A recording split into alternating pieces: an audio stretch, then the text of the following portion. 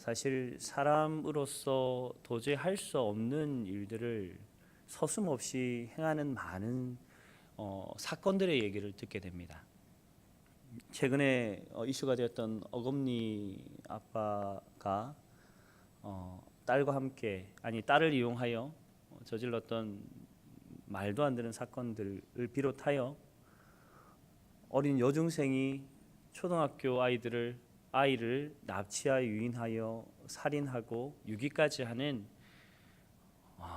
상상하지 못하는 일들이 우리가 살아가는 이 시대에 넘쳐나고 있습니다. 이 두 가지 사건만이 아니더라도 우리가 살아가는 시대 속에는 수없이 많은 범죄와 이 악한 일들이 있는 것을 보게 됩니다.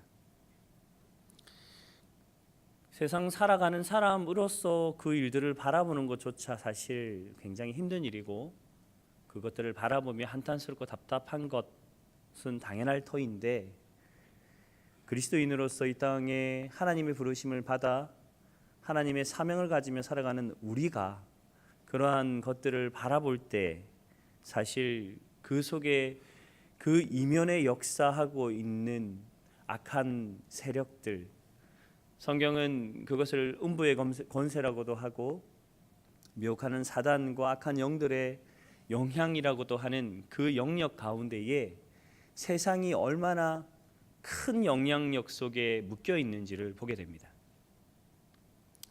그것이 뉴스로만 전달되어졌다면 아마 우리는 지금 가지고 있는 이 정도의 느낌으로 우리는 받아들일 것입니다. 그런데 그것이 내가 알고 있는 사람들, 내가 섬기는 공동체, 혹 나의 사랑하는 지인들에게 이런 일이 일어났다면 아마 우리가 받는 그 충격과 또 그 가운데 일어나는 우리의 감정들은 실제로 엄청날 것 같습니다. 세상을 바라보며 그래서 고민하게 됩니다. 오늘 우리가 함께 다루어야 할 주제가 바로 그 악입니다. 다만 악에서 구하옵소서. 예수님은 주기도를 통해서 우리에게 이 기도의 간구를 하라라고 가르치시며 명령하셨습니다. 성경에는 악이라고 하는 것을 야고보서 1장 15절 말씀에 이렇게 잘 드러내고 있습니다. 아니, 악 이전의 죄라는 모습을 이렇게 드러냅니다. 욕심이 잉태하여 죄를 낳고 죄가 장성하여 사망을 낳는다라고 되어 있습니다. 즉 죄의 시작이 욕심이다라고 말하고 있죠. 이것을 잘 살펴보시면 그렇습니다. 우리 눈앞에 드러나는 죄악 사건들, 문제들은 결국 우리 눈에 드러나는 어떤 부분입니다. 그런데 그것 이면에 그 죄악과 어떤 사건들을 이뤄내는 것이 욕심이다라고 말씀하고 있습니다. 성경에는 이러한 이 욕심으로 인해 잉태된 죄의 사건들을 잘 드러내고 있습니다. 가장 대표적인 것이 선악과 사건이지요. 정령 먹으면 죽으리라. 아담과 하와에게 선포되어진 이 하나님의 말씀, 그런데 아담과 하와는 그 말씀이 선포된 것을 알고 먹었습니다. 하나님의 법을 모르고 먹은 것이 아니라 알고 먹었습니다. 하나님께서 정령 죽으리라 말씀하셨음에도 불구하고 사람의 마음속에 있는 그 욕심이 그를 하나님의 법을 의도적으로 무시하고 하나님께서 원하시는 것을 알면서도 한 번쯤은, 아니 이 정도쯤은 괜찮겠지라는 마음을 가지고 자신의 욕심대로 그것을 행하였습니다.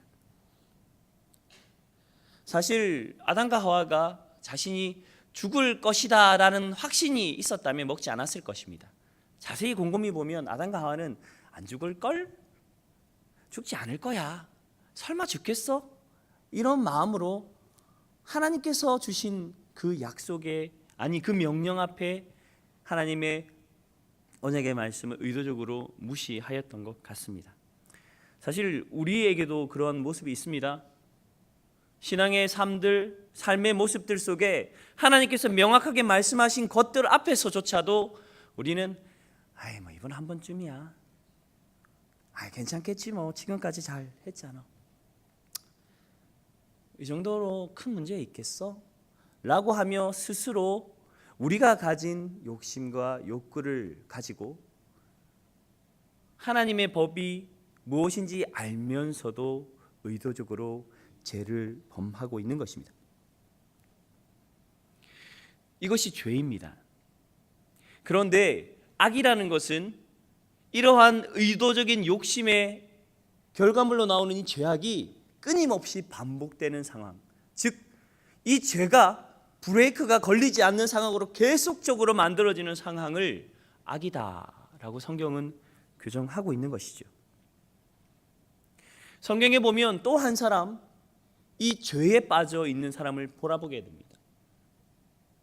하나님의 사람 다윗입니다.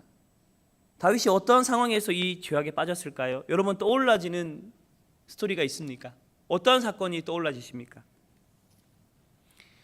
다윗은 밧세바라고 하는 여인을 취하기 위해서 자신의 가장 친한 친우이자 동력자이며 동료이며 전장을 함께 누볐던 장군인 우리아를 의도적으로 전쟁터로 몰아 살해합니다. 자신의 욕구를 채우기 위해, 욕망을 위해 죄인 것을 알면서도 살해를 감행합니다. 그런데 더 큰 문제는 다윗이 밧세바를 취하여 아이를 놓는 그 순간까지도 사람들에게 말하지 못하게 항구하고 그 죄를 숨기며 어떻게 되겠지 라고 하는 마음으로 그것을 합리화시키는 모습으로 나가고 있는 것이 죄이기 때문입니다. 물론 다윗은 나단 선지자의 지적 앞에서 자신의 죄를, 그 죄의 죄가 악으로 가는 그 상황들을 멈춰 섰습니다. 그리고 그곳에서 회개하는 일들이 일어나는 것을 우리는 볼 수 있는 것이죠. 그래서 사람은 이 죄, 우리 속에 있는 이 욕구와 욕망을 향하여 나아가는 이 모든 유혹들을 세상에 있는 악의 구조, 즉 세상의 공중권세 잡은 자들로 인하여 계속적으로 들어오는 이 미혹 앞에서 자유로울 사람은 아무도 없습니다. 그래서 예수님이 이 땅에 오셨고 예수 그리스도는 우리 가운데 승리를 주셨습니다. 그래서 오늘 우리가 함께 읽어보았던 이 말씀을 보면요, 예수님께 주님, 내가 악에 빠지지 않고 악을 이기게 하여 주십시오라고 기도하지 않습니다. 다만 악에서 주님, 나는 능력 없습니다. 주님의 힘과 능력 밖에 없사오니 나를 구원하여 주십시오라고 기도하는 것이죠. 이것이 우리의 고백이 되어야 될 줄 믿습니다. 아까 우리를 향하여 도전하고 미혹하며 유혹하는 모든 세력 앞에서 우리가 가져야 할 가장 첫 번째 고백은 주님, 나의 능력으로는 감당할 수 없습니다입니다. 그렇다면 오늘 이 다만 악에서 구하여 주십시오라고 하는 이것이 어떻게 우리의 삶들 속에 진정한 승리로 이루어지는가 하는 것을 말씀 속에서 찾아보길 소망합니다. 이 답을 찾기 위해서 좀 뒤져봤는데요, 좀 의외의 장면에서 우리가 악 가운데 승리할 수 있는 근거, 주님이 우리에게 주신 약속을 발견하게 됩니다. 마태복음 16장 말씀을 한번 찾아보도록 하겠습니다. 마태복음 16장은 베드로의 신앙 고백이 있는 곳입니다. 마태복음 16장 16절에서 18절까지의 말씀을 함께 읽도록 하겠습니다. 함께 읽습니다. 시작.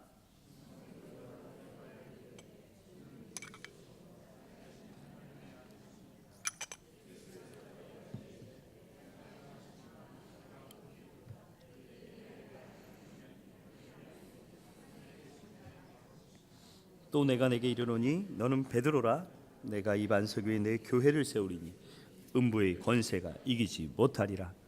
아멘. 주님께서 베드로의 그 신앙 고백이 위해 세운 약속이 무엇입니까?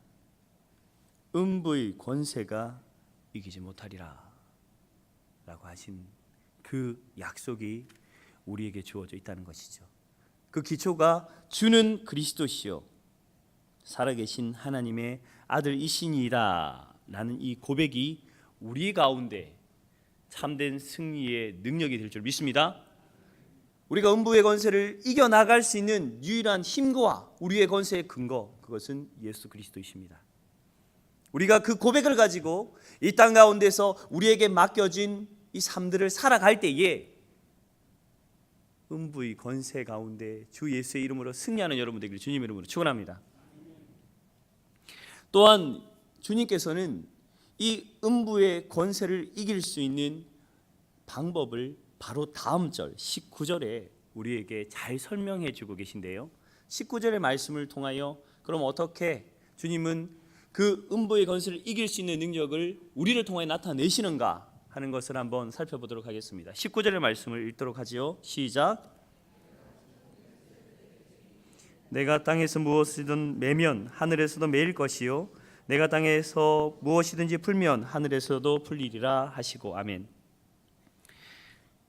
예수님께서는 땅에서 풀면 하늘에서도 풀 수 있는 권세, 그리고 땅에서 매면 묶어버리면 하늘에서 묶이는 권세를 주시며 그것을 천국의 열쇠라고 말씀하고 계십니다. 저희 집에도 문이 굉장히 많이 있어요. 화장실 문까지 다양하게 있습니다. 열쇠가 없으면 못 들어갑니다. 집으로 들어갈 수가 없어요.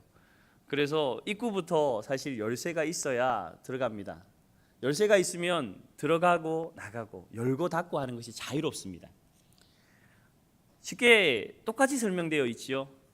열쇠를 우리에게 주셨다는 것입니다. 그리고 그 열쇠를 통해서 닫고 열 수 있는 권세를 우리에게 허락하셨다라는 것입니다. 그런데 그것이 어디에서부터 시작되어지느냐 하는 것이죠. 땅에서부터 우리의 삶들 속에 있는 모든 문제가 열고 닫는 모든 문제의 시작이 땅에서부터 시작되어진다라고 말하는 것입니다. 즉 무엇입니까? 하나님께서 우리의 삶들을 통하여 실제로 역사하시며 일하시고자 하시는 그 터전이 이 땅이라는 것입니다. 우리가 이 땅 가운데 있는 이유는 그냥 와서 예배드리고 그냥 이곳에서 공동체를 이루어 살아가는 것이 목적이 아니라 우리가 발디뎌 살아가는 이 땅 가운데서 하나님께서 우리에게 주신 권세를 가지고 이 땅의 삶들을 변화시켜 나가는 권세를 선포하며 살아가라 하는 것이 우리에게 주신 그 명령의 기초라는 것이죠. 사랑하는 성도 여러분, 우리가 신앙을 가지고 있습니다. 그래서 정말 믿음 있는 사람들의 모습을 잘 보시면 그 사람들의 삶은 분명합니다. 기준이 분명합니다. 왜요? 하나님께서 우리에게 명령하신 기준이 명확하기 때문이죠.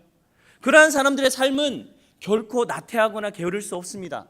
자신에게 주어진 삶의 모든 시간들을 다하여 하나님을 위해 내게 주어진 매일 순간만에 내게 주시고 도전하시는 하나님의 음성 앞에서 내 삶을 살아가기 위해 분주한 것입니다. 그것이 정말 분주한 신앙의 삶을 살아가는 바른 기준을 가진 사람이 살아가는 모습인 줄 믿습니다. 그것이 땅에서부터 시작되어집니다. 그것이 실제로 우리의 삶들 속에 일어나게 되면 반드시 변화가 일어납니다. 우리의 삶들 속에 놀라운 회복이 일어납니다. 그렇게 온전하게 나가는 신앙의 삶들을 통해서는 관계가 회복이 되며 가정이 온전하게 세워지는 놀라운 일들이 일어난다는 것입니다. 이것이 우리 주님께서 우리에게 주신 그 권세와 능력이 선포되어질 때 일어나는 일입니다. 사랑하는 성도 여러분, 우리의 삶들 속에 주님이 맡겨주신 것들 있습니다. 그중 하나가 전도이지요. 사랑하는 성도 여러분, 전도를 어떻게 생각하십니까? 사실은 저희가 이번 이제 토요일 날 전도 행사를 가져요. 오이코스 전도라고 해서 저희 이제 교회에서 잃어버린 분들, 그리고 교회에서 오셨다가 혹 교회 신앙을 가지지 못하셔서 이제 오랫동안 나가 계신 분들을 다시 초청하는 귀한 행사를 합니다. 하지만 1년 동안 전도부 분들은 노방에 나가서 전도를 합니다.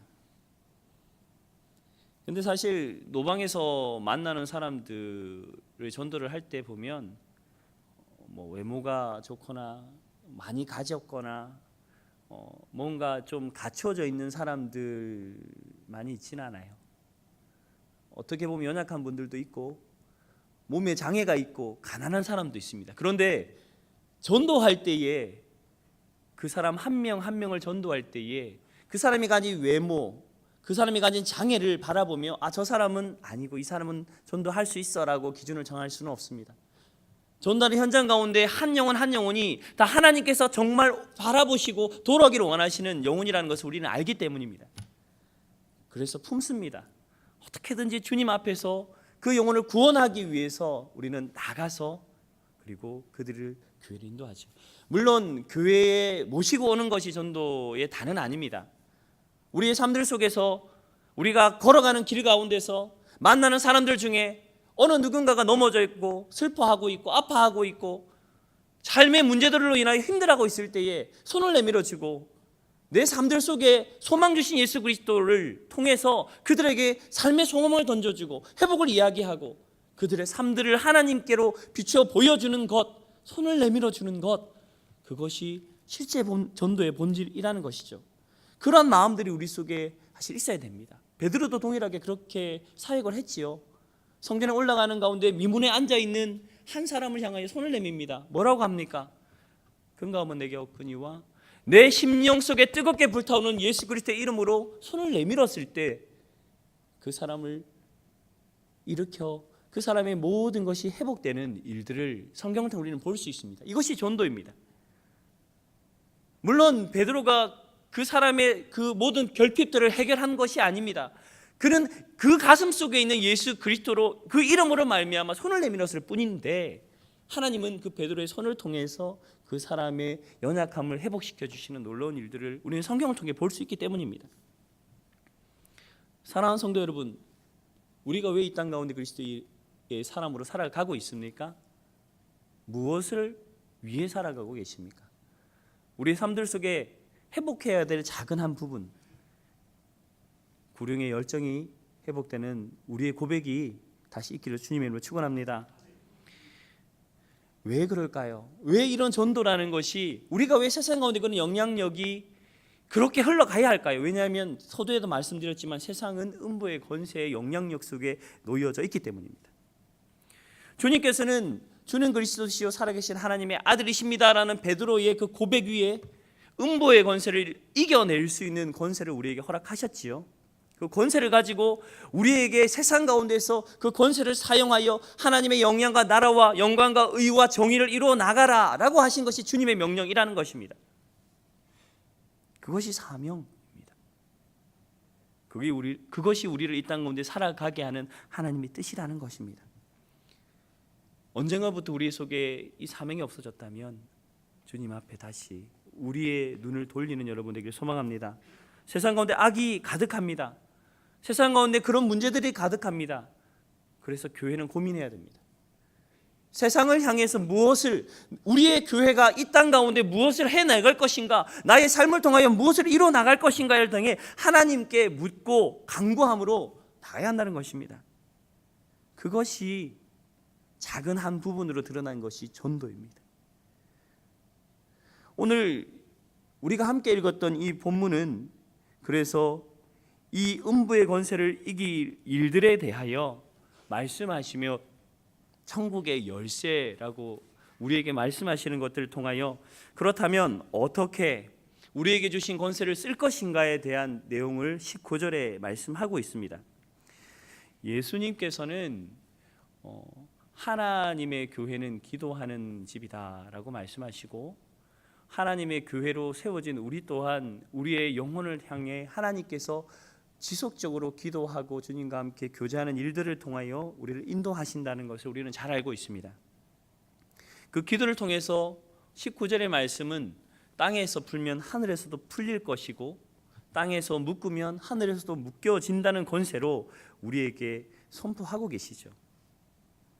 그렇다면 풀고 묶을 수 있는 권세를 통해서 무엇을 메고 푸시겠습니까? 사실 기도에 대한 내용들을 이야기하다 보면 조금 오해가 있습니다. 왜냐하면 기도가 무엇인가에 대한 본질적인 부분인데요. 우리는 보통 기도하면 철야기도, 금식기도, 또 3시간, 4시간 하며 하나님께 어떠한 작정을 하는 그런 기도의 형식들을 바라보면서 이렇게 해야 기도다라고 하는 생각들이 우리 속에 있습니다. 그런데 실제로 기도의 본질은 그것이 아닙니다. 기도의 본질은 우리의 마음으로 하나님께 드리는 것이 기도의 본질인 줄 믿습니다. 참으로 우리의 마음을 열어서 하나님 앞에 내 마음을 드리는 것, 그것이 기도의 본질이라면 내가 기도하는 장소가 어디든, 내가 아이를 보다가 길을 가다가 차에서 버스를 타고 다니는 그 이동하는 거리에서나 직장에서 사람들과 이해하는 가정에서 삶의 어떤 순간에서든 하나님께 내 마음을 열고 주님께 간구하는 그것이 참된 기도가 된다는 것이죠. 하나님은 참으로 그래서 우리가 하나님과 함께 교제할 때에 하나님께 무엇을 드리거나 하나님께 무엇을 많은 것을 이루어가는 것을 원하시는 것이 아니라 우리의 마음 가운데 하나님의 마음이 가득해지는 것을 원하시는 겁니다. 그것이 기도를 통해 우리에게 원하시는 것이고, 그 일들을 통하여 하나님은 우리의 마음속에 하나님의 마음으로 가득 채워져서 우리가 주님의 마음을 알아 이 땅의 삶들을 통해 하나님과 함께 걸어가라는 것이죠. 하나님의 마음이 부어지는 장소는 그래서 마음입니다. 그런데 우리가 가진 기도의 오해 중에 한 가지가 무엇이냐면, 내 마음속에 미움이 있고 사람을 향한 손가락질이 있고 분냄이 있고 시기를 가지고 그 마음을 가지고 하나님께 나가며 기도한다는 것이죠. 하나님은 우리에게 하나님을 향한 온전한 마음을 받기를 원하시는데, 우리의 마음은 세상의 그 악한 영향력으로 가득한 것에 짓눌러져 있는 그 마음으로 주님께 나간다는 것입니다. 분주하고 나의 욕심과 욕망으로 가득한 그 마음으로 하나님께 기도하며 나갈 때 그 기도는 하나님이 들어주시지 않는 기도가 될 것입니다. 사실 성경을 보면 그래서 바리새인과 서기관들의 기도를 주님은 기뻐하지 않으셨습니다. 어떤 기도를 기뻐하셨어요? 마음을 찢는 세리의 기도. 나는 죄인입니다, 주님. 나는 연약합니다. 나는 아무것도 아닙니다. 하나님 나를 도와주소서. 마음을 찢는 그 기도를 주님은 기뻐하셨다는 것입니다. 40일 기도하고 40일 금식하는 것이 중요한 게 아니라 내 심령이 얼마나 하나님 앞에서 정결하며 거룩하게 주님 앞에 서는가 하는 것이 실제로 주님께서 우리에게 원하시는 것이라는 것이죠. 예수 그리스도께서 이 땅 가운데 오셔서 하신 일은 그것입니다. 우리에게 율법을 가르치시고, 그리고 우리 가운데 하나님 나라를 선포하신 그 모든 약속과 언약이 우리의 심령 가운데 하나님 나라를 온전하게 회복하시고, 이 땅 가운데서 우리의 심령 가운데 이루신 하나님의 나라를 통하여 하늘의 것들을 우리의 심령에 가득 채움으로 이 땅 가운데 우리로 하여금 하나님의 권세와 능력을 가진 존재로 살아가게, 그 영향력 가운데 설 수 있도록 회복하신 것이 주님이 이 땅 가운데 우리에게 해주신 것이라는 것입니다. 그렇다면 사랑하는 성도 여러분, 먼저 우리가 해야 될 것이 있습니다. 그것은 우리의 심령 가운데 세상을 향하여 악으로 인하여 세상의 영향력 속에 우리의 마음속에 지속적으로 들어와 있는 미움과 시기와 질투와 분냉과 오래 참지 못하는 것과 믿음 없는 모든 것들이 주님 이름으로, 주 예수 그리스도의 이름으로 묶어지는 선포가 우리 속에 먼저 되어야 될 줄 믿습니다. 우리의 심령 가운데에 먼저 그것이 회복되어야 합니다. 그렇게 되어지는 그 결단을 통해서 내 심령 가운데 주 예수 그리스도의 마음이 아닌 것들을 분별하기 시작해야 합니다. 내 마음속에 들어있는 미움이, 내 마음속에 들어있는 시기가, 분냄이, 좌절이, 그 모든 것이 주님의 것이 아니라고 판단되어질 때에, 주님을 닮은 것이 아니라는 것이 우리 속에 결정되어진다면 그것을 향하여 주님 나는 이기지 못합니다. 하지만 우리 주 예수 그리스도의 그 십자가의 보혈의 능력과 이 땅 가운데 악의 세력으로 역사하는 그 모든 것들을 승리케 하시는 예수 그리스도의 이름으로 명하노니 내 심령 가운데 나로 하여금 영향 주고 있는 모든 것들을 주의 이름으로 쫓아내는 여러분 되길 소망합니다. 그것이 우리 속에 일어나야 한다는 것입니다.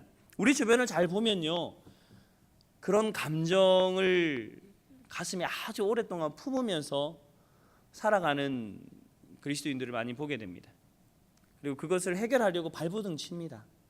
혼자 해결하려고, 내 마음을 어떻게든지 이해하려고, 이것들을 어떻게 삼켜내려고 합니다. 그런데 성경은 우리에게 그것이 우리의 능력이 아니라라고 말씀하십니다.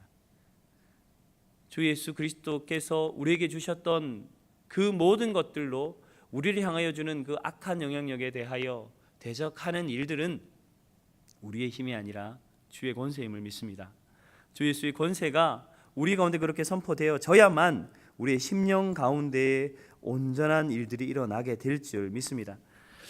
사실 말씀을 준비하면서 저 역시도 말씀에서 주셨던 이 말씀의 원리가 내 삶들 속에 긍정되어지고 동의되어져서 실제로 내 삶들 속에 적용하려고 많이 노력을 해봤습니다. 아니 예배 바로 하기 전까지만 해도 제 마음속에 들어오는 이런 분주함과 상황 속에서 부딪히는 그러한 감정들의 소용돌이를 어떻게든지 밀어내어 보려고 노력하였습니다.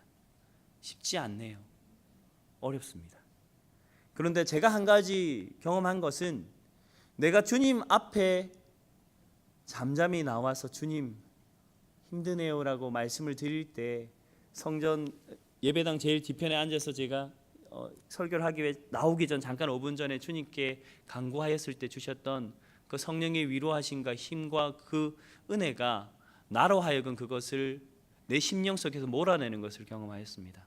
아, 내가 주님을 참으로 신뢰하는 것이 그리고 그렇게 신뢰하는 훈련들이 내게 되어 있지 않구나. 내가 믿음으로 이것들을 이겨나는 경험들이 내게 많지 않구나. 이것이 내게 실제로 경험되어지고 이런 문제들을 뛰어넘는 삶의 결단을 통하여 내 속에 계속적으로 이게 주어질 때에 내 속에 견고하게 세워지는 것, 주님 내가 당신을 신뢰합니다 라는 고백인 것 같습니다. 쉽지 않지만 주님은 이것을 우리에게 이루시기를 원하십니다. 쉽지 않지만 우리는 그렇게 우리의 심령을 준비하여야 한다는 것입니다. 로마서 8장에는 그래서 육신의 생각은 하나님과 원수가 된다고 말씀을 해주고 계십니다. 우리의 마음속에 있는 이 영향력들이요, 그냥 자연스럽게 우리 속에 있다라고 하는 것을 너무 자연스럽게 여기지 마십시오. 그것을 자연스럽게 여기면 그것은 우리 속에 고착화되어집니다. 그리고 어떤 일이 일어납니까? 하나님께서 주신 말씀에 대하여 변명하고 그리고 왜곡하고 의도적으로 그것을 무시하는 일들이 우리 속에 일어납니다. 꼭 용서해야 돼? 내가 꼭 먼저 사랑해야 돼? 내가 먼저 저 사람한테 머리 숙여야 돼? 하나님께서 우리에게 주셨던 말씀이 있음에도 불구하고 우리 속에 있는 육체의 생각이 우리의 마음을 오랫동안 잠식한 결과 우리는 하나님의 말씀에 바르게 순종하지 못하는 상황에 놓였습니다. 그런데 그것이 우리에게 너무 익숙해져 버렸어요. 언젠가 우리가 하나님 앞에 큰 은혜 가운데 섰을 때 아마 우리 속에 있는 작은 제약 하나에게도 하나님 앞에 슬퍼하며 회개하며 내 옆에 있는 형제 자매에게 용서를 구하는 경험들을 은혜 받은 자들은 한 번쯤은 경험하셨을 것입니다. 그런데 그것이 정상입니다. 우리는 너무 육체의 생각과 우리의 육체의 소욕에 우리의 마음을 빼앗겨서 이미 고착화되어 버린 마음으로 이 땅을 살아가고 있습니다.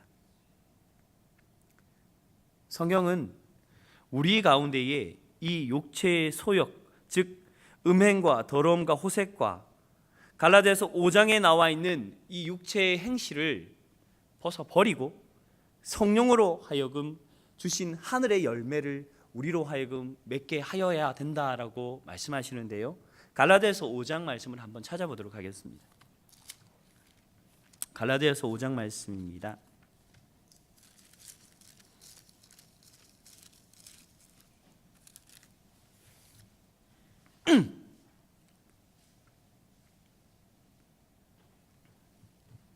갈라디아서 5장 16절, 17절, 18절 말씀, 세 절 말씀을 한번 읽어보도록 하겠습니다. 16절에서 18절 말씀까지입니다. 시작.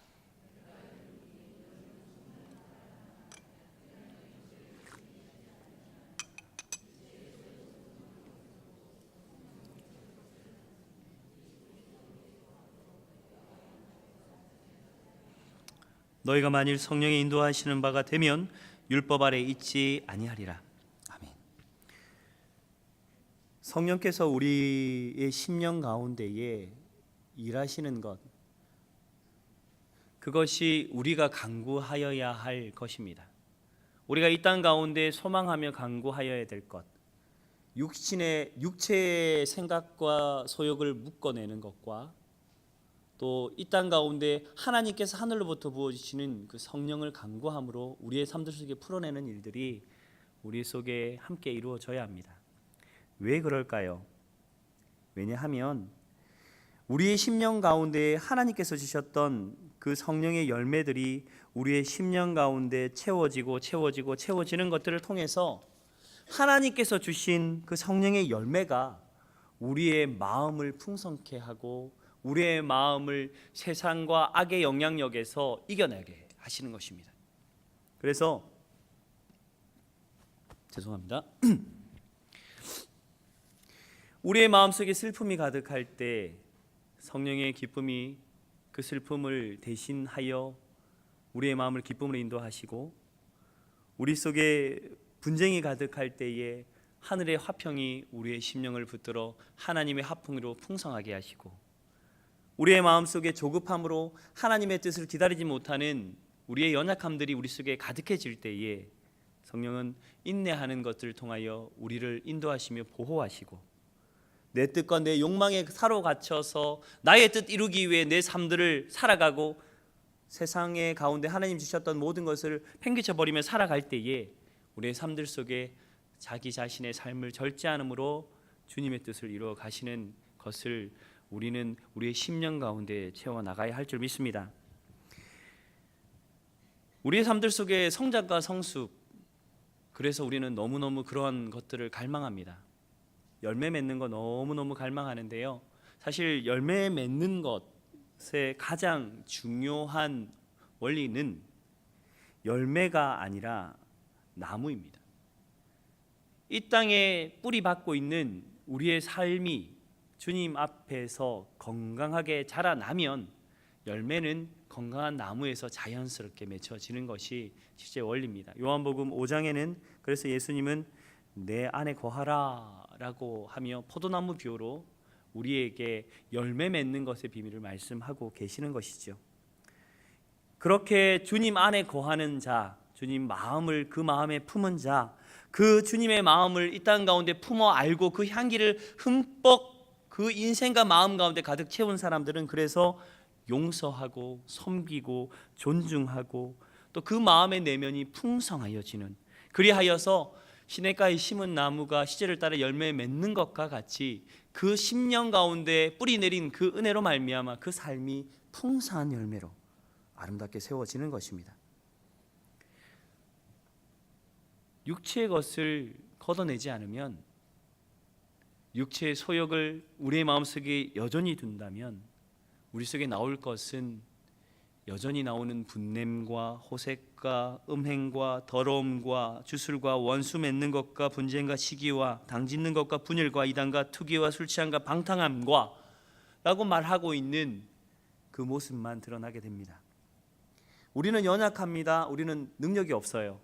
하지만 주님은 강하시고 우리가 주님 안에 있으면 주 예수 그리스도로 말미암아 생명의 능력이 우리 속에 넘쳐나며 그 생명으로 말미암아 넉넉해진 우리의 삶을 통해서 주님은 음부의 권세를 이기는 삶을 살아가게 하신다는 것입니다. 그것이 우리 속에 허락되어진 하나님의 권세인 줄 믿습니다. 다만 악에서 구하옵소서라는 주기도문, 사실 오늘 어려웠어요. 이 악에 대한 얘기가 참 어려운 얘기더라고요.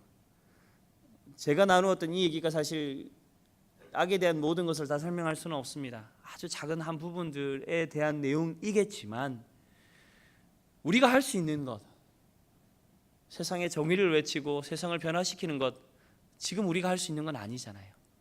하지만 하나님께서 우리에게 주신 우리의 마음을 기경하고 주님 앞으로 돌리는 이 일들은 우리가 할 수 있습니다. 모쪼록 주님 앞에서 나 스스로 악을 이기고 내 삶들 속에서 이것들을 이겨내려는 모든 것 내려놓고 죄와 악의 그 모든 영향력 속에서 주님, 다만 악에서 구하여 주십시오. 주님, 나는 능력 없습니다. 예수 그리스도로 말미암아 승리하게 해달라는 그러한 간구로 내 심령을 다시금 주님께 조명받아 하나님이 원하시는 옥토와 같은 마음으로 회복되는 여러분 되길 주님의 이름으로 축원합니다.